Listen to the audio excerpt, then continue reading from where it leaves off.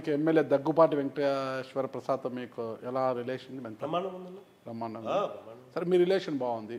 అలా రూరల్ పరిధిలో ఆయన అనుచరుడు ఒక వెంచర్ వేస్తాడు 20 అడుగుల రోడ్డుతో నామ్స్కి వ్యతిరేకంగా వెంచర్ వేస్తాడు. ఎమ్మెల్యే గారు మీకు ఫోన్ చేసి చెప్తారు, ఆ వరుణ్ గారు అది మనోడిదే, మా కార్యకర్త దాని గురించి పెద్దగా పట్టించుకోదండి, వదిలేయండి అని. అప్పుడు ఏం చేస్తారు? లేదన్న, ఫస్ట్ ఆఫ్ ఆల్ దగ్గుబాటి గారు చెప్పరు అనుకుంటున్నాను, చెప్పరు. బట్ చూపితే ఏం చేస్తారు? లేదన్న, నామ్స్ ప్రకారమే చేపిస్తారు, నామ్స్ ప్రకారమే జరుగుతుంది. అండ్ ఫస్ట్ ఆఫ్ ఆల్ చెప్పరన్నా, ఎందుకు చెప్తారన్నా? దగ్గుబాటి గారు ఆయన దగ్గర ఉన్న ఒక నాయకుడు మొత్తం భూ పంచాయతీలని వాళ్ళ ఇంట్లో చేస్తుంటాడు. భూ పంచాయతీ ఎక్కడ లిటికేషన్స్ ఉన్నా కూడా ఆ పంచాయతీలు మొగుడు పిల్లలు కొట్టుకుని ఆయన దగ్గర కావాలంట పంచాయతీ. అట్లుంది సమస్య అక్కడ.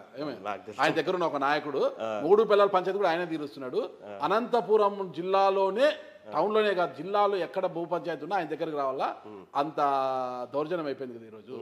ఆ నాయకుడు కొన్ని వెంచర్లు వేసినప్పుడు మీకు ఫోన్ చేస్తే ఏం చేస్తారు? లేదన్న, ఒప్పుకోవన్నా. అంటే నాకు తెలిసి ఫస్ట్ ఆఫ్ ఆల్ చేయరన్నా.